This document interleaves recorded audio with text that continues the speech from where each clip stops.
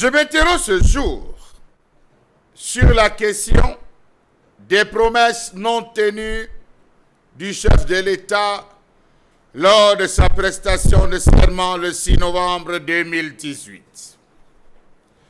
Comment comprendre qu'à mi-parcours de son 7e mandat, le chef de l'État soit encore loin de pouvoir tenir ses promesses?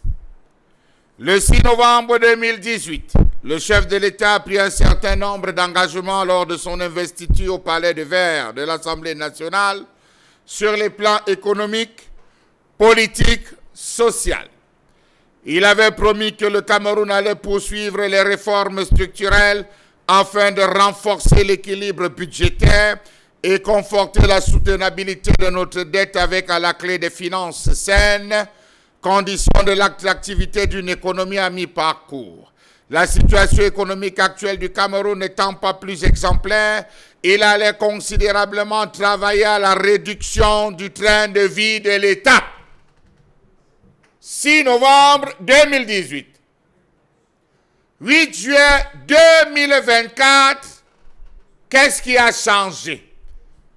2019, 2020, 2021, 2022, 2023, 2024. Qu'est-ce qui a changé? Rien. Le train de vie de l'État se porte de mieux en mieux.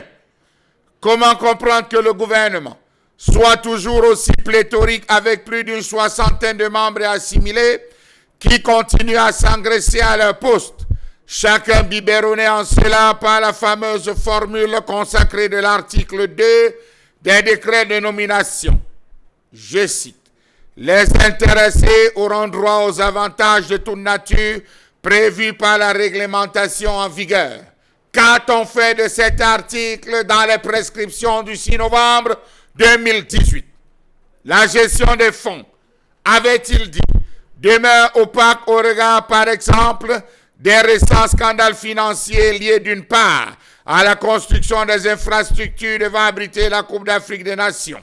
Le plus curieux ici demeure le complexe sportif de Lembe entamé en 2009 qui jusqu'à ce jour n'est toujours pas fini. Cette infrastructure sportive coûterait donc finalement à l'État du Cameroun plus de 187 milliards de francs CFA. Qu'a-t-il dit? Rien. Que dit du plan directeur d'industrialisation, tâche prioritaire du septennat qui entérine kyrielle de projets mornés, à l'instar de l'usine d'avocats de Bouddha, l'usine de manioc de Saint-Mélima, l'usine de tracteurs de Bolova, l'usine d'abattage de poulet de Bafang, l'usine d'ananas de Djimbe, financier, l'usine de riz de Galim, l'usine de pommes de Babadjou, l'usine de mangue de Ngaoundéré, l'usine de pommes de Bomono, l'usine de poulet de Bomono, tant pour moi.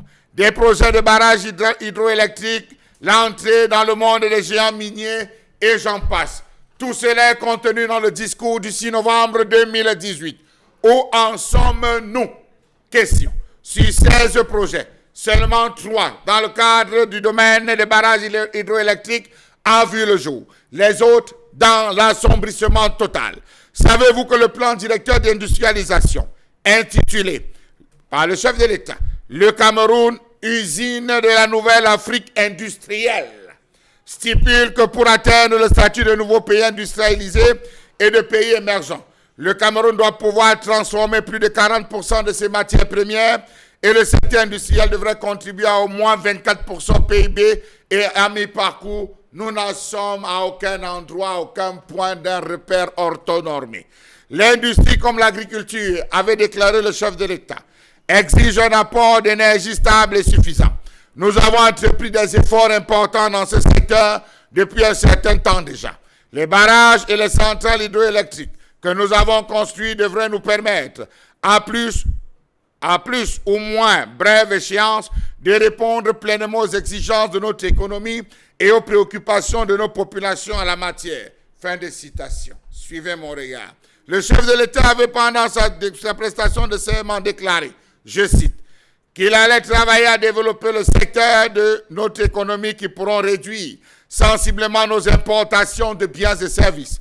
Cette politique présentera l'avantage de nous permettre de rééquilibrer notre balance commerciale chroniquement déficitaire. Fin de citation.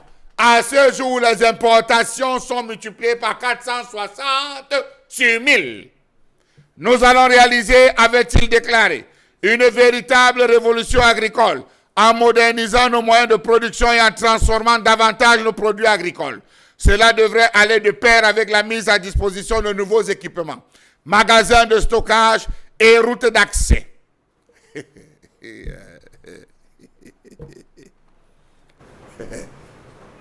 À mi-parcours, l'agriculture de seconde génération, tant vantée par les autorités, tarde à se mettre en place.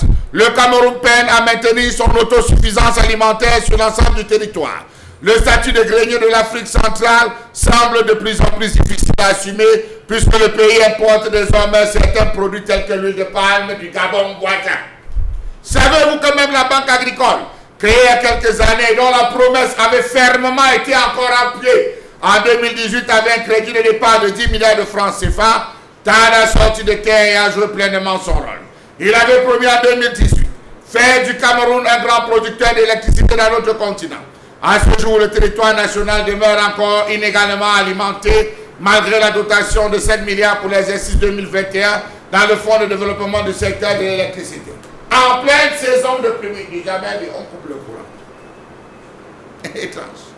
On comprend pourquoi face aux difficultés, le ministre de l'Énergie, Gaston Eloundou Somba, avait indiqué qu'il faut 6 000 milliards pour sortir tout le Cameroun de l'obscurité d'ici l'horizon 2035. Au plan institutionnel et politique, le processus de décentralisation s'avère encore toussif. La dotation budgétaire de 15% dévolue aux collectivités territoriales décentralisées arrive au compte-gouttes. Il avait déclaré pour conclure que la finalité de la démocratie est d'apporter au plus grand nombre des conditions de vie aussi bonnes que possible et une véritable égalité des chances. Je persisterai, avait-il déclaré, à consacrer tous mes efforts. C'est un point. Favoriser la relance de la croissance économique créatrice d'emplois, notamment pour les jeunes et susceptibles d'améliorer le pouvoir d'achat. 2. À promouvoir le rôle des femmes dans notre société. 3. À faciliter l'intégration sociale des jeunes en développement encore davantage notre système éducatif à tous les niveaux en y mettant l'accent sur la professionnalisation. 4.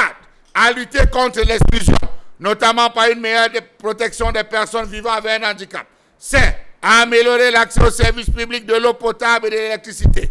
À renforcer notre système de santé en ouvrant de nouveaux hôpitaux et en finalisant un dispositif de sécurité sociale efficace. 10h39, 8 juillet 2024. Qu'est-ce qui a changé? On dira que rien n'a changé, Charles Hamel. Suivez mon regard.